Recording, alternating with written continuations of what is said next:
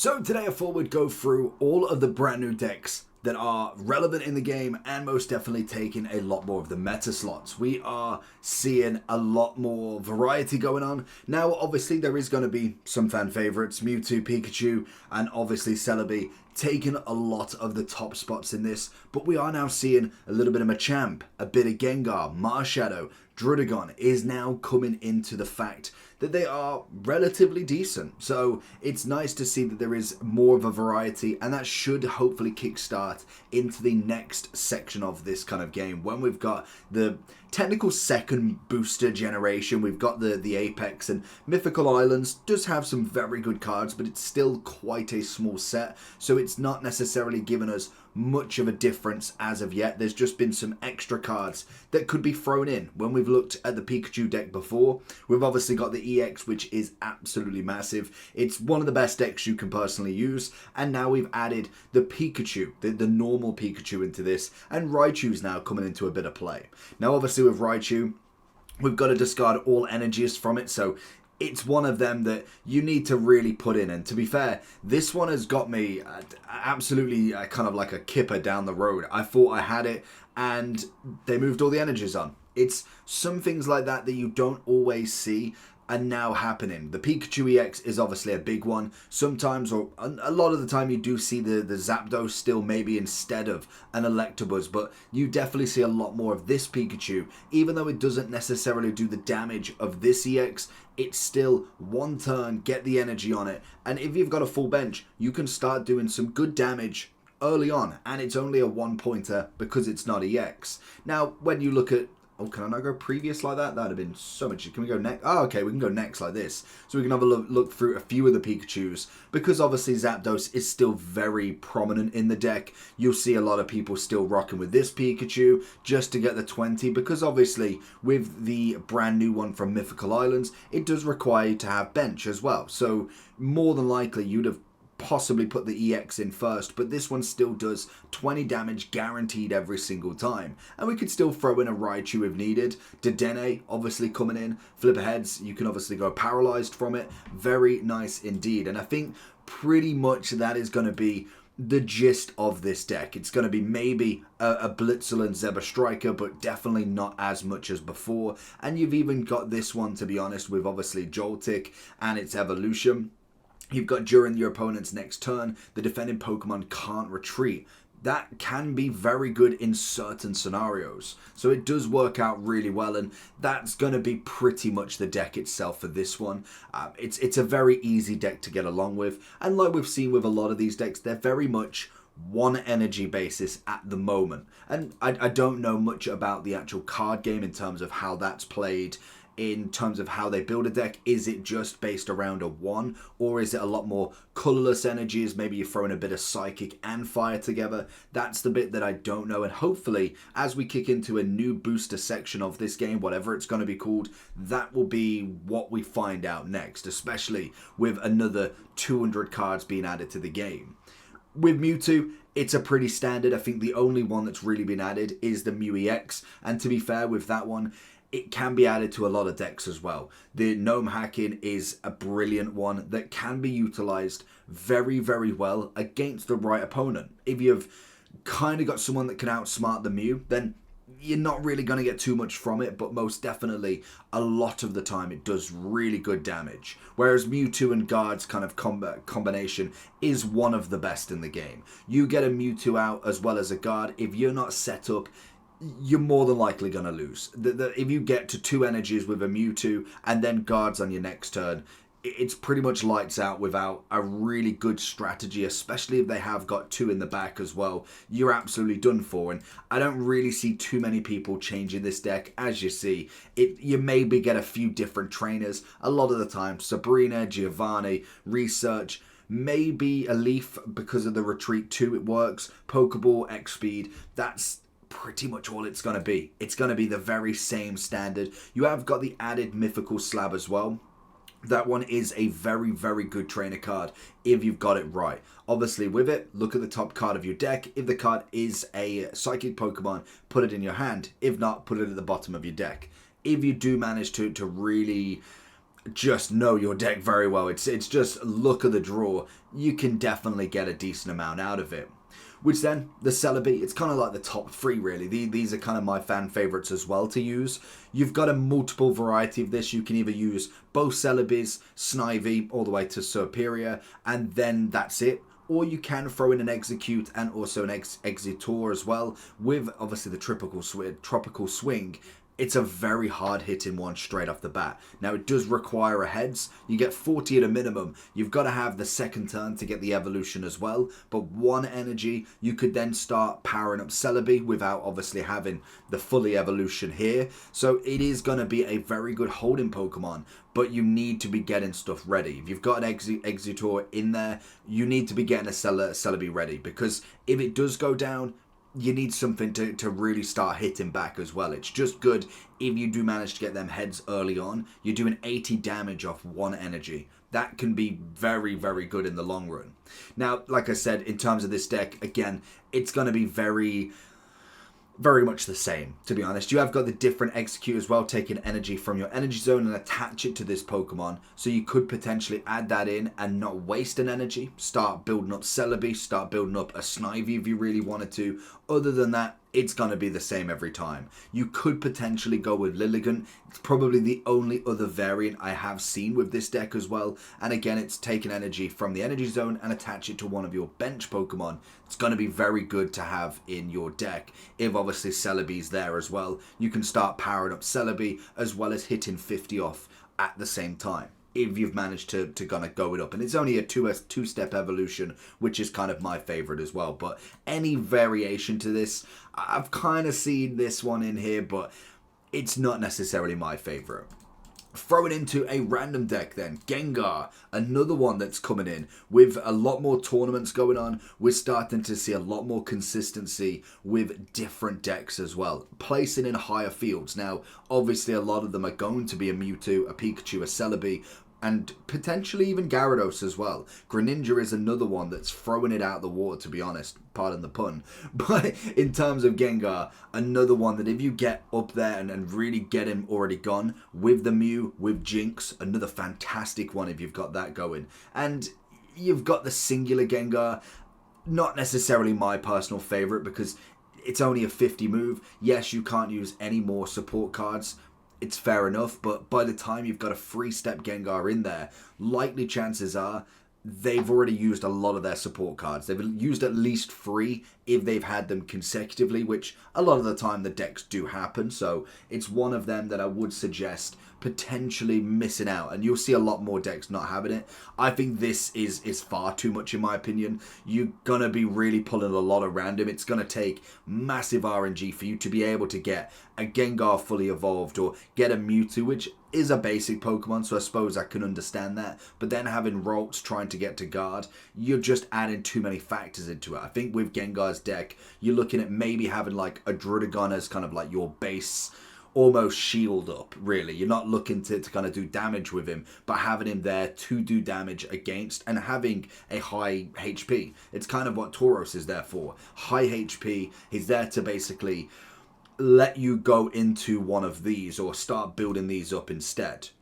You'll find few Mews. Mews Gengar work really well as always. That's kind of where I'm going with it. We obviously have got the EX Gengar, and basically just means they can't use their support cards, but it's an ability rather than having to use the spooky shot. So if you've got the card in play, they can't use it. So it is good once you get there. It definitely, the opponent's not fully ready, not fully set up, it can trump them in some ways. Gyarados, another fantastic one. Absolutely love him. You'll see Druddigon in a lot of decks now. Not even to just play him, but just to have that rough skin ability. 100 HP like Tauros. So basically if they don't, well, it doesn't matter if they hit 100 or not. Every time they hit Druddigon, they will do 20 damage to themselves. So if they basically won't attack until they fully take one out and take the 20 damage. If you've got 2 of them and you're still building up a Greninja, you're building up then a Gyarados as well, you obviously then just keep swapping from one to the other. They're gonna have to attack at some point, but you've got to make sure you're ready, because if they get there Celibe out. They've got 6 coins on it. They get their Mewtwo out. You are going to need to be able to hit back, and kind of Gyarados is a big deal with that one. Mix it in with a Giovanni, mix it in with a weakness, it's going to hit a fair whack on anybody. So I've seen this one work really well. Obviously, you've got the Misty look potential. It's not necessarily a great look at the moment, but it can work. I've seen it work. It's just definitely gone down a little bit. It's definitely been nerfed that little bit to be able to get the heads. I rarely see it go over 2 heads. It's normally 1, maybe 2. It's very rarely ever going anymore. I think out of the past 2 weeks of battling, I've seen 1 time it go 2-5, and that was it. And granted, that was pretty much game over by that point because he had a Gyarados, he got the 5. Not a lot you can do there. So pretty much it's just a one hitter then, and there's not a lot you can do. Greninja's ability, obviously hitting 20 damage on any of their Pokemon, it's a great ability on the deck, especially if they're swapping out and stopping you getting the points. That's going to be a fantastic one, and they will try and get rid of that absolutely as quick as possible. But the deck pretty much stays the same. Greninja, obviously Gyarados, and a bit of Druddigon as well. Works magnificently. Charizard. Another one that is an oldie but goldie in this kind of set. We're looking at a bit of Mew in there as well. It's kind of just thrown in. It won't be in every deck. You've obviously got the Moltres. You're seeing the Charizard. These, oh no, I was going to say, these have got 2 Moltreses, but they're going for the fancier designs, which are always nice. It's always a little bit of a flex, which is always good. Moltres, Inferno Dance, it's fantastic. Building up the Charizard. I'm, like I've always said, when it comes to a 3-tier deck, going for a Venusaur, a Charizard, a Blastoise, Guard even, for instance, and then you go further down for Cyperia, it is a little bit more difficult, especially if the 3-tier evolution, so for instance, a Charizard, Blastoise, Venusaur, is the main hitter. It can be quite difficult, because if I get the Moltres, I get the 5-6 energy on Charmeleon, but Charizard doesn't come, there's not a lot you could do about it. It is down to a big pull energy on it. And I do find the 2-step, maybe having a 2-step, this is why a lot of people have normally a Arcanine and a Growlithe at the very minimum. I get why people have got Mew. It can be a great lead-in Pokemon in this, which is kind of defeats the object because you normally lead with Moltres, but it can work obviously for being able to do it. The only thing is you will have to put the fire energy on, so you will need to get the 3 before being able to use Mew, because likely chances are you're not putting the Psychic on him. Unless you fancy that, but realistically you're going for just a fire deck there and adding the colourless attack for Mew as well. Still a fantastic deck that you should definitely try out.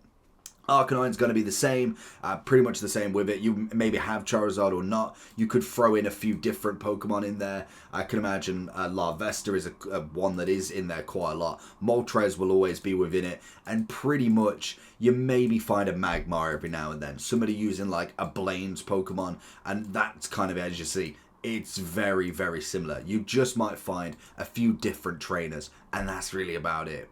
We then have the Koga deck, which is obviously going to be a lot of the dark types. Weezing, Muck, Arbok. We've thrown in a bit of Venipede in here as well, which it does work, but it's not necessarily my personal favourite. If your opponent's active Pokemon is poison, this attack does 50 damage more. So it's very good if you can get the Weezing in, use the Koga to bring him back out, and then you can bring this in as well. It does do a hefty amount of damage. If you think you have poisoned them, they've already then hit a 10, a 30 on them, so they're already 40, 50 down. Even with potions, or if it's a 50 heal from Erica, this is going to do a whopping 120 every single time, and it is just a basic Pokemon. It's not an EX, it just takes a 1 point, so it can be worked really, really well. And you're going to find a few different kind of concepts for this. You will find Salazzle as well, but not the evolution. The evolution actually makes it worse. Salazzle in itself, if we get back to it, it's got a decent ability on it as well. Obviously, it's going to add the poison. If your opponent's active poison, then obviously this does 40 more damage as well. So a 50 hit on a 1 energy. If you get the Weezing in, you've not quite got the Venipede ready yet, you can obviously go ahead with that and bring that in as well. Get the 50 damage every time. It's going to be a decent deck to work with. Then we throw in a bit of Aerodactyl. Brand new card, brand new deck. We're seeing a lot of pairing with Marowak, with Primeape, with even Kabutops as well. It's thrown in that fossil deck, which I do want to, I do and do want to do a video on still, on the fossil deck in itself, because it's quite an interesting one.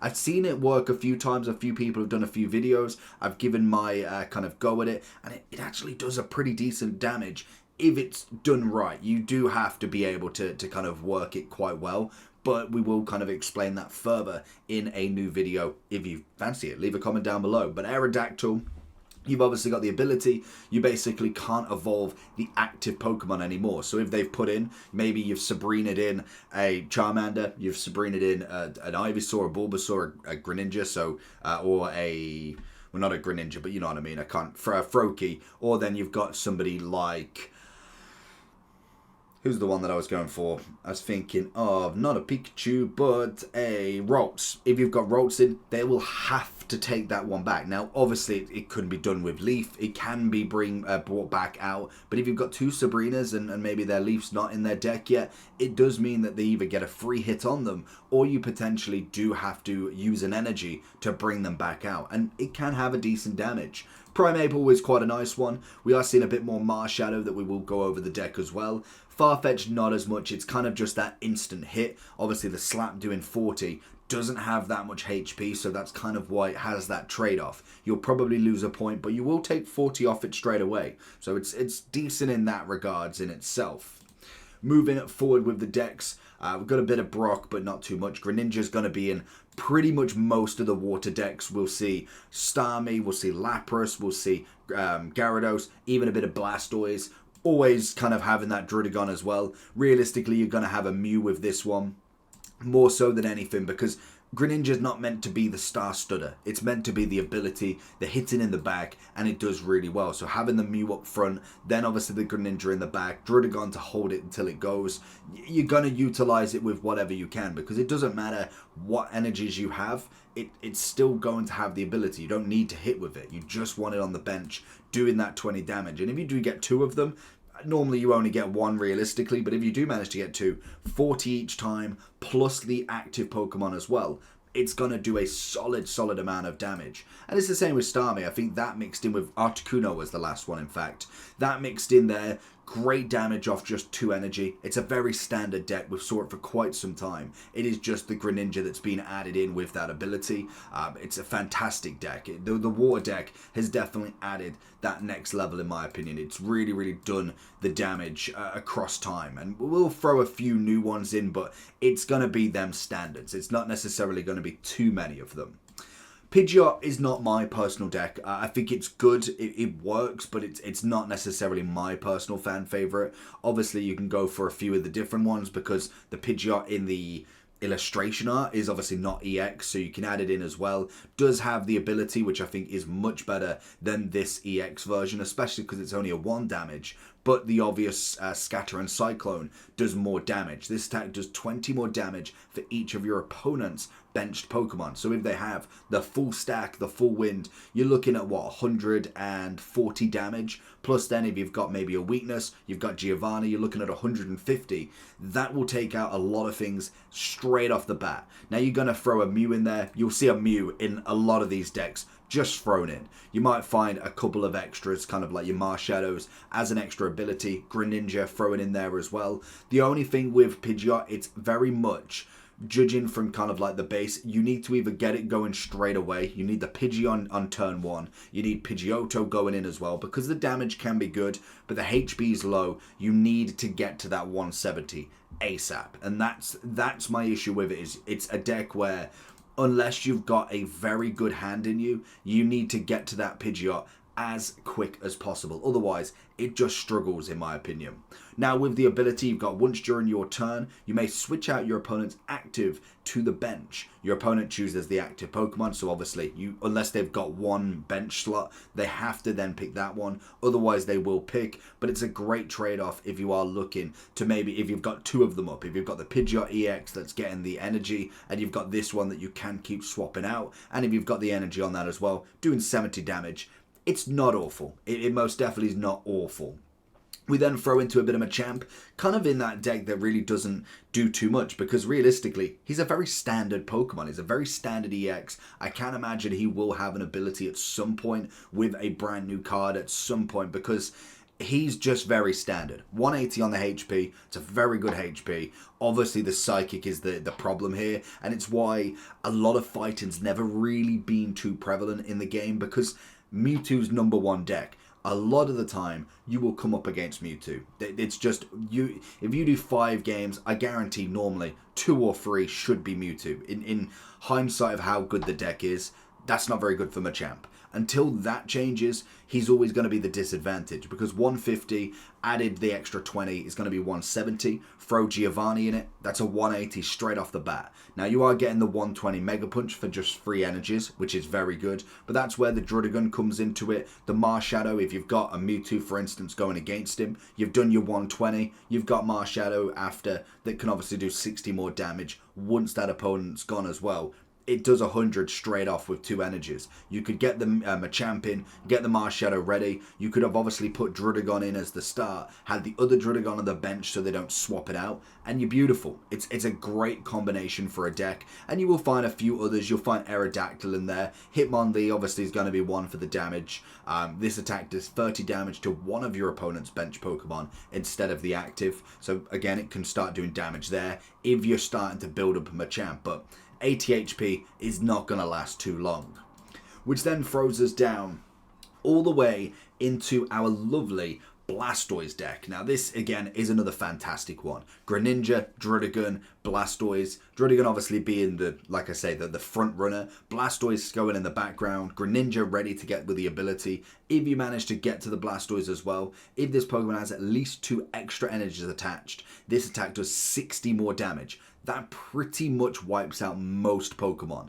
Granted as well, 180 HP. It's going to be able to take 1 Psy Strike at the very minimum, or whatever it's called, for the 150 from Mewtwo. It's going to be pretty much just like a Pikachu that could really do damage early on, because it's obviously the weakness. It's probably the only thing that really struggles, but we'll kind of go over the counters to a Pikachu deck, counters to a Mewtwo deck, so you know what you roughly want to go against. But Blastoise, a lot of the water decks are very nice in general. You can set up a lot of them. Like we said, Articuno could be mixed in with Starmie, could be mixed in with Lapras. You then got Blastoise, you've got just Articuno on their own if you really want. Gyarados obviously coming into the mix as well. There's plenty of water decks out there. We then have the Exeggutor, which is going to be very standard with obviously either a Venusaur or more than likely a Celibe at this point. You can throw it in on its own, but realistically Celebi is going to be the best shout for it. You have got a bit of Victory Bell, which is kind of one of them decent decks. It's not meta, but it's decent. It works. You'll be able to get a few wins off it, but it's not necessarily going to be the absolute blow it out the water Mewtwo deck. We then throw it down a little bit to the Marsh Shadow. This one's going to be pretty standard. You're mainly looking for that. Once he's taken a point off, you throw a Marsh Shadow in, you do 100 just for 2 energies. You get 2 of them, you get 2 goes at it. Obviously then you can obviously go and attack again. If you do it, you don't have to just take him back out, but you could then move him back out and kind of set it up once more. They will obviously try and Sabrina that massively because they know that is what's coming, but throw him in with a Dugtrio, a Hitmonlee, you throw in then a Druddigon, a Mew. There's plenty of things that you can add extra to it, which then pretty much covers all bases, to be honest. You've got a Wigglytuff, which it tends to be either linked with normally a Coffin, Arbok, and potentially a Muck, because you can put them to sleep. You can then poison them as well. It's a very good deck to be able to get to. The only thing with Wigglytuff is you've got to get them going, really. You've got the free energy on it as well, but you can be adding that whilst adding into the Arbok and obviously into the Weezing, as they don't really take too much. You've got the Weezing with 1 energy, Arbok with 2, and then you've obviously got Koga, who's going to bring out the Weezing. You could throw in the Wigglytuff once it's ready, and it does work pretty well. It's kind of one of the more technical decks that you've got to know what you're doing. Marowak, again, is going to be like a little bit like Machamp, where I can imagine the next card of him is going to be fantastic. This is a great RNG. Flip the coins, because it obviously doesn't go weakness to Psychic. It's going to have that at least over it compared to Machamp, and you can potentially on the second turn, or would it be the second turn? I think, yeah, it would be the second turn. You can actually hit 160 if you get the RNG for it. You get them 2 heads.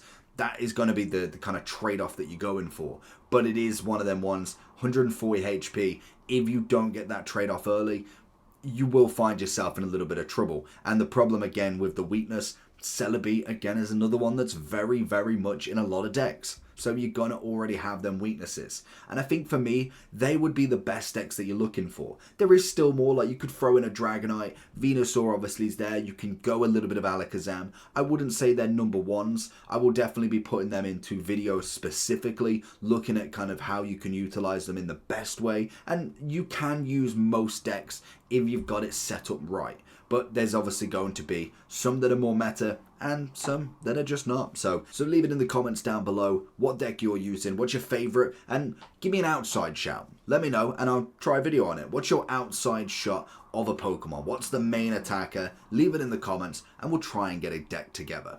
Peace.